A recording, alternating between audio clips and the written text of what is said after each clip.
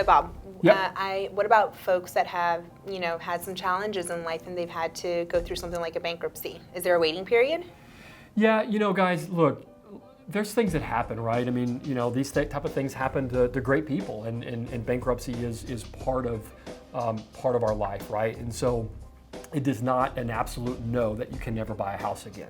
Okay, you can. It's just there's a waiting period that comes along with bankruptcy. So there's two types of bankruptcies. There's a Chapter 7 and a Chapter 13, okay? So if we're talking about Chapter 7, for instance, it just depends on the type of loan program that we're looking at, right? Conventional is going to have a 4-year waiting period before you can buy. So 4 years from the discharge date of the bankruptcy. FHA will just have a 2-year waiting period, okay?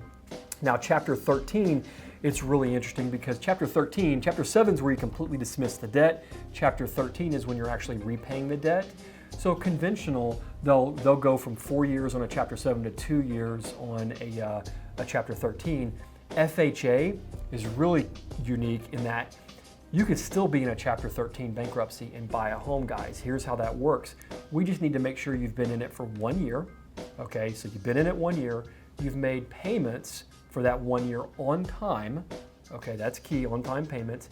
And we're able to get your bankruptcy trustee's approval for you to enter into new debt, such as a house payment. Now, that may sound complicated, but it's really easy. We just make sure the trustee understands you're not going from like $2,000 rent to $8,000 in a house payment, because they have to make sure that you can pay your creditors back. But if you're going to be paying $2,000 to $3,000, they're going to look at that and say, hey, we're not here to prohibit home ownership. We definitely would approve you to take in that new debt. And so, yeah, you could even be in bankruptcy with a 13 on FHA and buy. Okay.